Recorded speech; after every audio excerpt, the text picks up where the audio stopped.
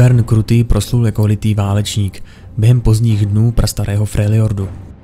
Jeho klan uctíval ty nejválky chtivější ze starých bohů a nehodlal pokleknout před povýšenými 3 sestrami, jako spousta ostatních. O temném čarodějnictví, které posilovalo jejich armády, však nebylo sporu. Ivern a jeho druhové dlouho usilovně kuli Pikla, aby tyto nenáviděné ledorozené svrhli, a nakonec vypluli na východ, aby tam pátrali po zemi, nad kterou slunce vychází nejdřív a ze které prý do světa proudí veškerá magie. Kdyby Ivern dokázal tuto moc získat pro sebe, jistě by pak dokázal zničit každého soka.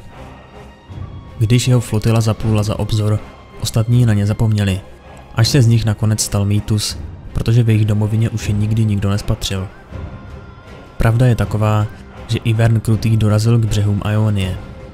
Poté, co se prosekal tuctem pobřežních osad, objevil se svými válečníky posvátný háj, známý jako Omikajalan, srdce světa. A tam, v oné podivné bujné zahradě, narazili na ten nejlitější odpor. Hybridní bytosti, napůl lidské, napůl zvířecí, na ně pořád dokola doráželi spod zkroucených větví. Ivern se nenechal odradit a tlačil dál, dokud se strhané pozůstatky jeho výpravy nedostaly k tomu, co Ioniané považovali za tak posvátné, k legendární vrbě bohů. Ivern byl ohromen, i když kolem něj zuřil boj. Byl to skutečně kolosální strom, ze kterého visely dlouhé, jako pavučina tenké listy, jež se třpitily zlato-zeleným světlem. Byla to magie, jakou ještě nikdy předtím necítil. A bylo jasné, že tito nelidští tvorové by při její obraně položili život. Jelikož chtěl zlomit její odhodlání, chopil se své válečné sekery. Nenávistně zařval a sekal do boží vrby pořád dokola. Velký strom padl. V nastalém víru životní energie byl Ivern Krutý okamžitě zničen.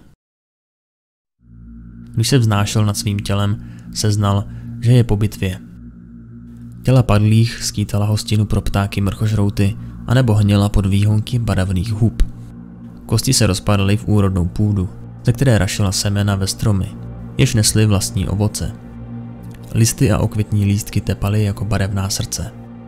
Ze smrti, která ho obklopovala, vybuchoval život tolika způsoby, že by tomu nikdo ani nevěřil. Ivern ještě nikdy předtím neviděl takovou krásu. Život ve všech svých podobách byl spjat jako jeden neskutečný uzel, který nechtěl být rozpleten. Ivern plakal a tyto rosné slzy padaly na jeho proměněné tělo.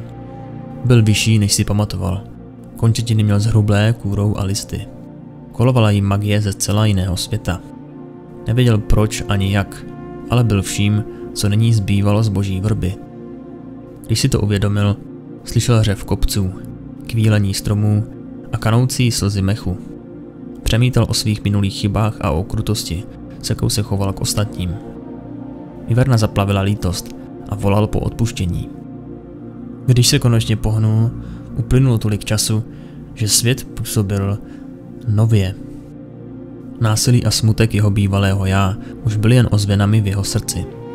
Zjistil, že dokáže zabořit své velké palce do půdy a rozmlouvat z kořeny, kameny a řekami. Dokonce i samotná hlína měla názory. Ivern se toulal daleko, po celé Ionii a ještě dál. A v jeho stopách kráčela podivná magie Omikajalanu. Navazoval družné vztahy s malými i velkými tvory. Pozoroval jejich zvláštnostky, liboval si v jejich zvicích a občas nabídl pomocnou ruku. Vyváděl neplechu s nezbednými pařezáči, objímal trnité losáky a smál se s moudrými staršími houbami. Jednou našel zraněného kamenného golema. Jelikož viděl, že duch toho ubožáka skomíral, vyrobil mu nové srdce z říčního oblásku a golem se stal Ivernovým oddaným přítelem na celý život. Pojmenoval ho Sedmikráska, po květinách, které záhadně rostly na jeho kamenném těle. Ivern občas narazil na smrtelníky a řada z nich byla alespoň trochu mírumilovná. Říkali mu Stromonožka, či Otec zeleně, nebo Starý lesník. A vyprávěli si příběhy o jeho nezvyklé dobromyslnosti. Trápilo ho však, když viděl, jak si berou víc, než dávají, a jak dokážou být krutí a bezohlední. A tak se z jejich společnosti stáhl. Jestliže nesl obraz boží vrby, musel lidstvo kultivovat. Pomoct jim pozorovat, učit se a růst. Protože byl kdysi také smrtelník, věděl, že to bude těžké. Ubíhalo staletí a Ivern se staral o přírodu, jak jen mohl. Dokud se na kraji jeho lesa neobjevili lovci. Jsou 3, brbentili veverky. Oči jako 2 krvavé měsíce. Mumlali říční kraby. Jsou krvežíznivější než losáci, tvrdili losáci. Ivern všechny uklidnil a poradil jim, aby se schovali, dokud nebezpečí nepomine. Lovci do jeho lesa přišli pro maso k jídlu, kůži na boty a z kostí vyřezávají hračky. Když konečně Ivern narazil na 3 lovce, zrovna se pomalu a tiše plížili k 8zubému chlupatci. Byli dokonale sehraní, nezašustil ani jediný lístek. Všichni 3 napjali luk a pečlivě zamířili. Pro lovce bylo důležité, aby chlupatci odřezali jeho kly zaživa, protože to prý zvyšuje jejich hodnotu. Ve chvíli, kdy se zvíře konečně pohnulo, před nimi neskutečnou rychlostí vyrostl keřík. Od kotníků až nad hlavu během jediného okamžiku. Lovcům nedošlo, že ona zeď z rostlin byla varování. Najednou se mítinou ozval tajuplný neznámý zvuk. Nebylo to zabučení chlupatce, ale těžké dudění kamenů bouchajících o zem. 2 z lovců to donutilo vzít nohy na ramena, co jim síly stačily. Po chvíli jim došlo, že se to přibližuje. Tráva se rozhrnula a před nimi stál obří kolos z kamene a mechu. Poslední z trojice, lovkyně Risbel, popadla vak skly a rozběhla se za oběma lovci. U každého stromu vyrostla nová zeď z trávy. Něco lovkyni sledovalo, šustilo a pohyhňávalo se. Byla sama v neznámém lese a za každým stromem byla další prokletá vysoká tráva. Když Ivern lovkyni zahnal k mrtvole jednoho 8zubého chlupatce, s radostí ve hlase se zeptal: "Jen bych rád věděl proč," a ukázal na chlupatcovo tělo. V momentě, kdy chtěla Risbel zaútočit dýkou, ji do kotníku ustknula zmije šupinatá, nejjedovatější had ve starolese. "Ne," vykřikl Ivern, a ze země vyšvihly kořeny a chytili její ruku. Had řekl Ivernovi, že jednal pouze ze strachu a je mu líto, že ji uštknul. Ivern na těle chlupatce nechal vyrůst fialové houby, jenž slouží jako protijed, za cenu masa mrtvého zvířete. Když se lovkyně zotavila, uvědomila si, že o Ivernovi jí vyprávěla její babička. "Víš, co můžeme ještě udělat?" Pronesl a ohlédl se na chlupačí ostatky. Mech se rád ukazuje a zkrášluje okolí.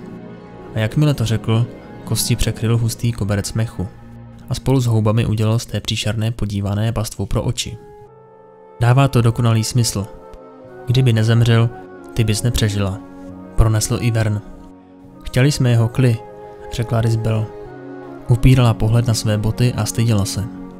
"Bohatí lidé z města je chtějí. Dobře za ně platí." "Ach ano, vzpomínám si na peníze. Nikdy z nich neplyne nic dobrého. Věděla jsem, že bychom ho neměli zabíjet. Babička mi říkala, že jestli chci něco zabít, musím využít všechno, abych zvíře uctila." "Byl rád bych se s tvou babičkou seznámil," usmál se Ivern. "Už je dávno pod zemí," řekla Risbel. "Vrátit zemi to, co nám dala, je šlechetné." Risbel se nadlouho odmlčela a poté řekla, že jí to mrzí. Odpuštění v Ivernově hlase Risbel dojalo a rozplakala se. Ivern dívce pomohl na nohy. "Už musím jít. Slíbil jsem půlcům z jižního jezírka, že budu sledovat jejich volby o krále leknínů. Je to poměrně sporný ročník." Rozloučil se Ivern. O chvíli později se Risbel vynořila z lesa poblíž řeky. Napila se vody a vykopala díru, do které opatrně uložila chlupatčí kly. Zahrnula díru hrstkou hlíny a pronesla modlitbu, aby uctila svou babičku a vše, co ji naučila. Poté se úctivě uklonila a opustila mohylku, kterou označila jako hrob. Ivern vše sledoval z hlouby starolesa a usmál se. Chlupačí stádo by na ní bylo pyšné.